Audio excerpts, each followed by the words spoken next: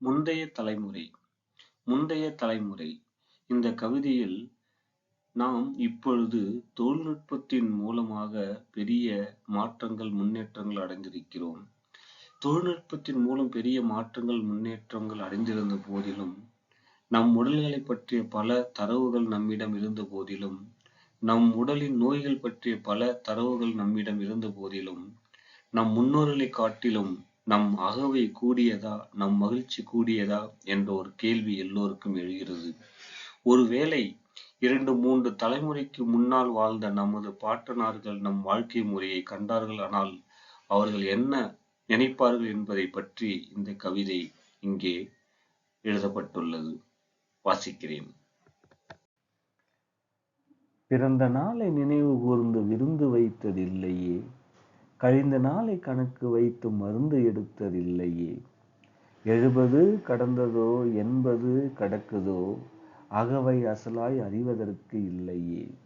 அகவை அது அறியாததால் அலுப்பு அறியவில்லையே, அலுப்பு அது அறியாததால் ஆர்வம் முடியவில்லையே. அகவையை நினைவு வைத்து அலுவல் தள்ளி வைத்ததில்லையே, அகவையை நினைவு வைத்து அலுவல் தள்ளி வைத்ததில்லையே. முதுமையை முன்வைத்து முயற்சிக்கு புள்ளி வைத்ததில்லையே, முதுமையை முன்வைத்து முயற்சிக்கு புள்ளி வைத்ததில்லையே. அள்ளி கொடுத்தது குறித்து வைக்கவில்லையே, அளந்து கொடுத்ததும் பொறித்து வைக்கவில்லையே. இருந்தது கண்டு நான் குலுங்கியதும் இல்லையே, இழந்தது கண்டு நான் கலங்கியதும் இல்லையே. ஓய்வுக்கு வேண்டுமென்று யோசிக்கவில்லையே, ஓடிக்கொண்டே இருக்கிறேன் ஓய்வெடுக்கவில்லையே. மனம் கள்ளம் கபடமற்ற வெள்ளையா, நான் கோமாளி ஏமாளி பெற்ற பிள்ளையா. இதனால் மண்ணில் இத்தனை காலம் நான் மகிழ்ந்தேனோ, இதனால் மண்ணில் இத்தனை காலம் நான் மகிழ்ந்தேனோ. மரணம் இருப்பதென்பதும் நான் மறந்தேனோ, மரணம் இருப்பதென்பதும் நான் மறந்தேனோ.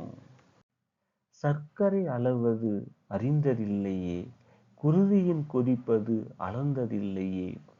புரதம் எதில் எவ்வளவு கரைந்ததில்லையே, கொழுப்பு எதில் எவ்வளவு குடைந்ததில்லையே. படியளவால் நெல்மணி அளந்துள்ளேனே, படியளவால் நெல்மணி அளந்துள்ளேனே. படிப்பறிவால் பல்பினி அளந்தில்லேனே.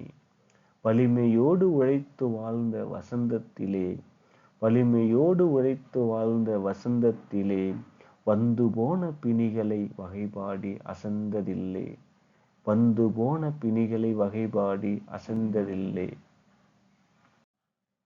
குழந்தை தன்னில் கரு தரித்தது அறியும், பின் பூமியில் கண் விழித்தது தெரியும். இதற்கிடையில் சத்து மாத்திரைகள் நாளும் சாப்பிட்டதில்லையே, 10 மாதமும் மருத்துவரை கூப்பிட்டதில்லையே. வருடி கொண்டு வயிற்றை ஆய்ந்ததில்லையே, வயிறு வளர்ந்ததென்று உட்கார்ந்து ஓய்ந்ததில்லையே. கத்தினாலும் இயல்பாய் சுகமாய் பெற்றோமே, இன்று இவ்வளவும் செய்து வயிற்றில் கத்தியை விட்டோமே. விஞ்ஞானம் அறியாத விலங்குகள் நல்வாழ்வு, விஞ்ஞானம் அறியாத விலங்குகள் நல்வாழ்வு. விண்ணேறும் மனிதருக்கு விளங்குவது எப்பொழுதோ, விண்ணேறும் மனிதருக்கு விளங்குவது எப்பொழுதோ. சாமிதுரை சீனிவாசன், நல்லாத்தூர். நன்றி.